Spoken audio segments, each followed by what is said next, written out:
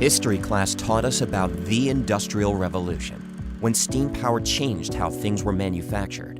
But there hasn't been just one industrial revolution. The manufacturing industry has reinvented itself many times.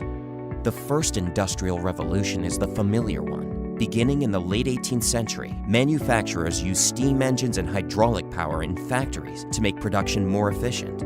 The second revolution began in the late 19th century, when electricity and assembly lines made mass production possible. The third took off in the 60s, when advances in computing enabled us to program machines and networks. Today, we're at the beginning of a fourth industrial revolution.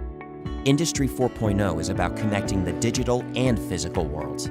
Today, most manufacturers' key assets are a part of the physical world.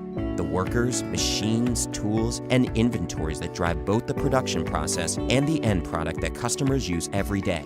But emerging technologies allow manufacturers to use data produced by these physical assets to drive insights based on data.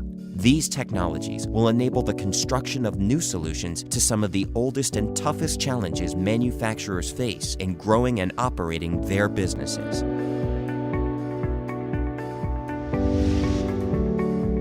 Eliminating unplanned downtime in the factory. Ensuring you never start work on the production floor that can't be finished with the material, labor, and machines you have on hand. Tripling the leverage you get from costly support labor and specialized tech talent. Changing the dynamics of your channel and creating new sources of revenue. Enabling your products to sell services for you. Growing your data business as big as your product business. Using customer and channel connectivity to achieve unprecedented levels of customer service. And the changes for the industry as a whole will be even broader, as broad as we've seen in past revolutions. Industry 4.0 will change the basis of competition, alter how manufacturers win customers, shake up the structure of the manufacturing industry, and give you the opportunity to make history.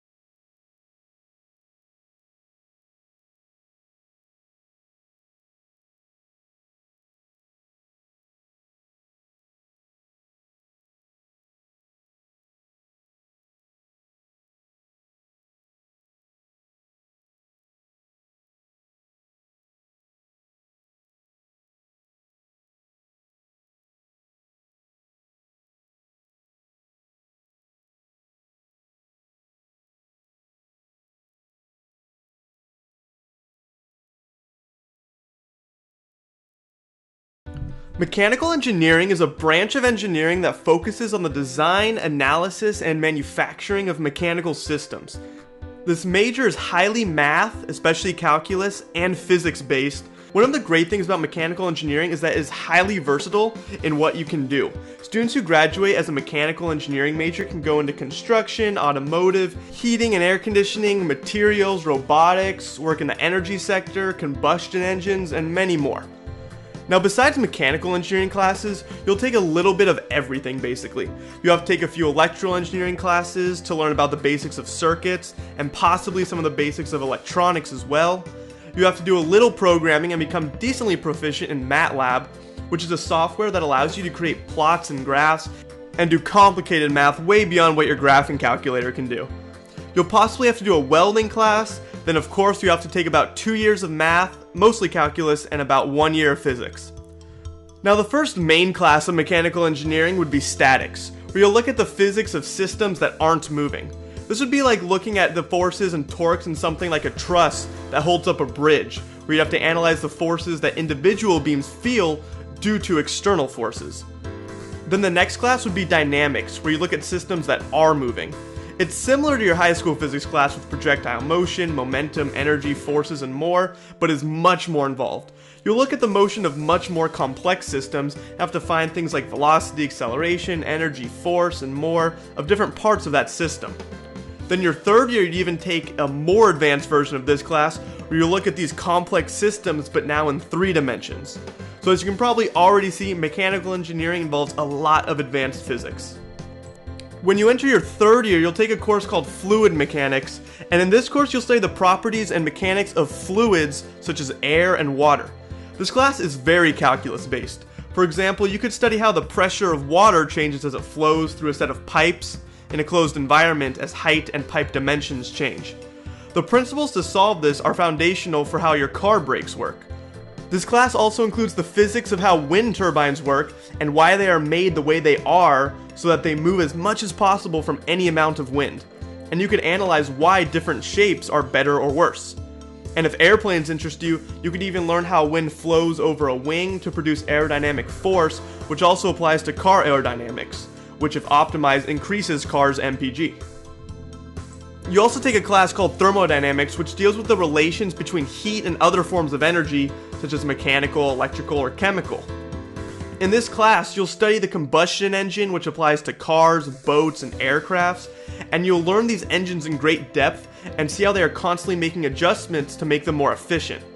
You'll go as far back and learn at how the first steam engine was created, and you'll learn how similar ideas are still being used in power plants today to produce energy to power your TV, turn on your lights, and power your appliances.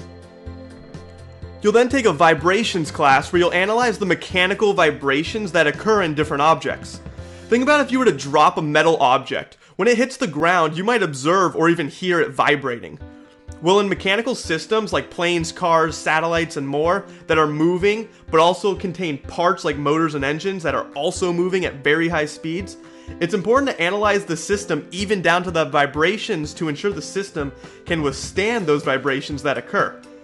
Have you ever seen in movies a person make a high-pitched note and it causes something like a glass to shatter? That's because the sound is making the glass vibrate at just the right frequency, called the natural frequency, that makes it shatter. Buildings even need to account for this, because in the case of an earthquake, the building will shake and vibrations will be created.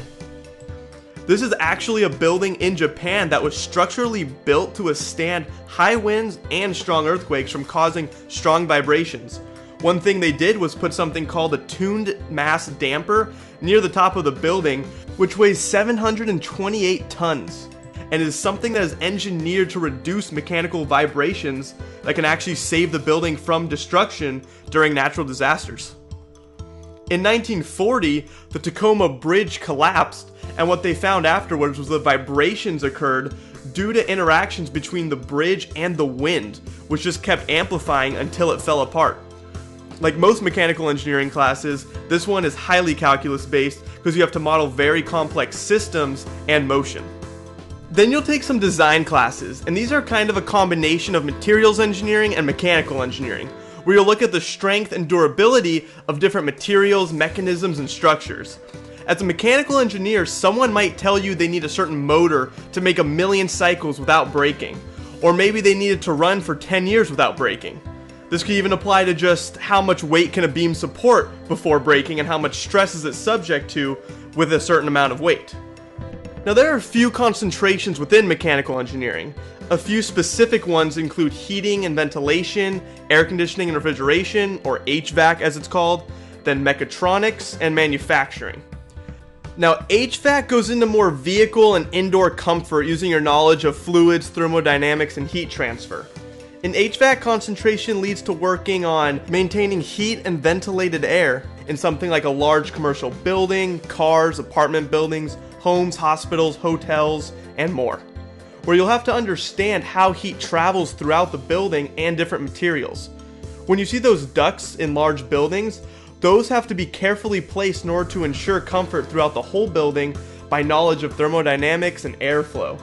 Now, it may not seem like it, but seeing how these systems actually work can actually be pretty involved. Then mechatronics is like the combination of mechanical engineering, electronics, and some computer engineering. As a mechanical engineer, when it comes to robotics, you'd be able to build the robot structurally and make sure it can withstand a certain amount of force. But with mechatronics, you dive more into also the programming and circuiting of the robot. So with a mechatronics concentration, you'd basically have all the sub-disciplines necessary to build, circuit, and program a robot. And this has applications in embedded systems, sensing and controls, robotics, and more. Now, the manufacturing concentration is a little more broad because you can learn things from the design of a part to the actual materials used for the part. Manufacturing might involve learning techniques that help you predict when a certain part will fail. This major will be helpful in teaching you that slight alterations in design or material of a part can have a drastic impact on the overall price, which becomes an important component in the design and manufacturing of parts related to profit margins and running a business. Now, these are just some examples of concentrations, but there are many more sub-disciplines, and as a mechanical engineer, you have a lot of flexibility. As a mechanical engineer, you could work on cars, but to be more specific, you could work on improving the engine to make it more efficient. You could work on the suspension of the car to ensure it can handle the forces that the car is subject to, like could it handle going over a speed bump too fast? Or you could do crash testing and look at the materials and shape of the car to see what it can withstand and how it would affect a person inside. Or you can maybe analyze how air flows over or through the car and optimize its aerodynamics to make it go faster from knowledge of your fluids classes. And this could even be applied to planes or drones. A mechanical engineer could also work with biomedical engineers on things like prosthetic body parts. They might need to help make sure the mechanism is strong enough to withstand the forces it will have to put up with, or they might have to decide what's the best material to use.